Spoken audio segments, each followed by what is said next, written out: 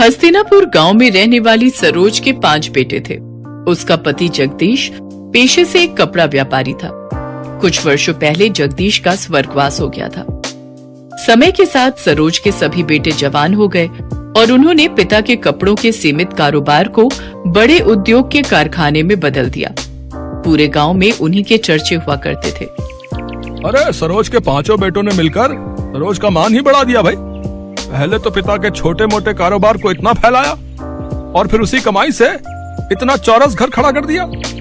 100% सच कहा रमेश भाई। अमीर रईस होने का सरोज के मन में जरा भी अहंकार नहीं है। जरूर ही पिछले जन्म में इसने पुण्य किए होंगे, तभी जाकर इस कलयुग में इसे 5 पांडव पुत्र का सौभाग्य प्राप्त हुआ है। सरोज के प्रति गांव वालों के मन में काफी इज्जत थी। पैसे वाली होने के बावजूद भी उसके अंदर बिल्कुल घमंड नहीं था।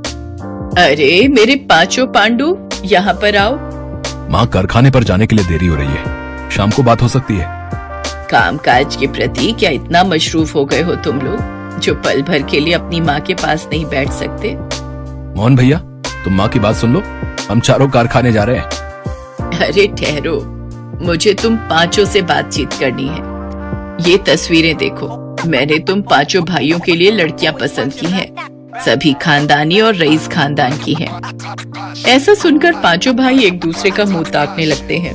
तभी उसका तीसरा बेटा कहता है, माँ, ऊपर वाले की दया से आपके 5 बेटे अपने पैरों पर खड़े हैं। माँ, शुरुआत से ही हम 5 भाइयों की सोच यही रही है कि हम गरीब घरों की बेटियों को ही इस घर में दुल्हन बनाकर लाएंगे। माँ, प्रदीप सही कह रहा है। अरे पगला गए हो क्या तुम लोग? अगर मैं किसी गरीब की बेटी को ब्याह कर लाऊंगी तो लोग सैकड़ों बातें बनाएंगे। गरीब अमीर का मेल भी नहीं देखा कहेंगे। माँ, आपको जमाने की पड़ी है।